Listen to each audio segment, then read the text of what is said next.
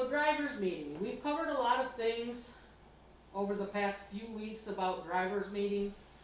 So when it's time to start the match, who can tell me what you do first? Amelie. You set up your robot Where? on the field, on the line, and place your wobble goal on your robot or next to your robot, touching your robot.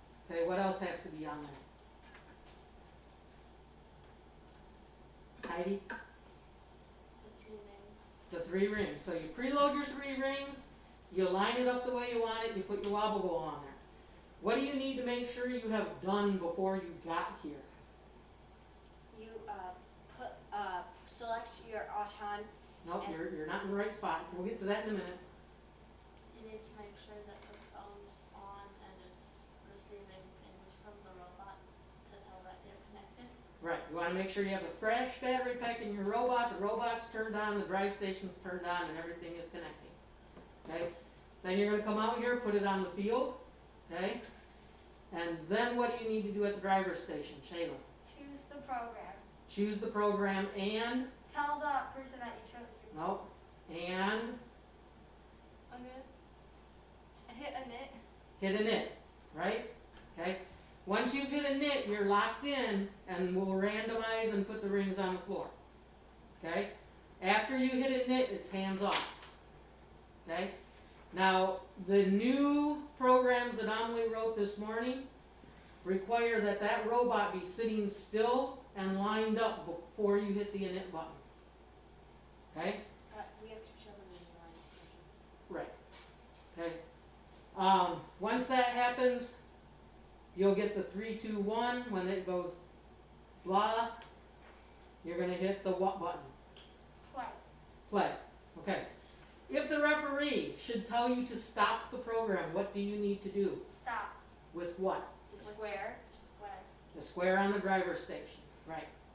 What coding changes did you need to make sure that your program stops when you hit that button?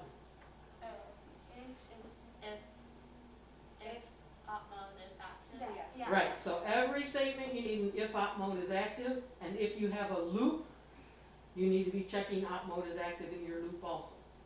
And we have gone through and verified that in all of our code, correct? Yes. Good. All right, so that's autonomous. Autonomous is finished. Drive coach, what do you do? What do you do, Amelie? You choose the right program for the teleop and make sure it is initialized and you are receiving pings or heartbeat and make sure the robot says robot is initialized. Okay. Then you'll get a countdown, right? Yep. Actually, it's counting down this whole time. When do you hit the play button? Once it says dun dun dun dun or whatever that is. Right. Once you get the clue from the microphone that you should go, right? Yes. Okay, so let's talk about penalties that you incur. So one of the questions we had this week is what constitutes being in the launch area, okay? So the launch line is part of the launch zone, okay? Now, I would not recommend putting your toes up on the white line, okay? Because your referee is standing here. They may or may not be able to tell, okay? Make it obvious for us, okay? The referee will verify that everyone has their safety glasses on, okay? Match cannot start if you do not have safety glasses on. It is a penalty to enter the playing area at any time. So in other words, crossing the wall, okay, for any reason. Unless it's pre-match setup and a referee has told you to go on the field, or you're pulling your robot off the field and the referee told you to go get your robot, okay? But at no point during the match should you be out here, okay? You need to stay on this side of the wall. Okay, so pretend there's a wall here. Okay, so you can't be going like this. Okay? Make sure at the end of the match you hit the stop button. Okay? If your robot continues to take action after time, okay, that's a major penalty. Okay? again, not only are you not allowed in the field, you can't contact the field, you can't contact the game elements unless you're the human player handling rings, you can't touch your robot. Okay? If you are the drive coach, you may not touch the drive controllers. Okay? You cannot touch either of these.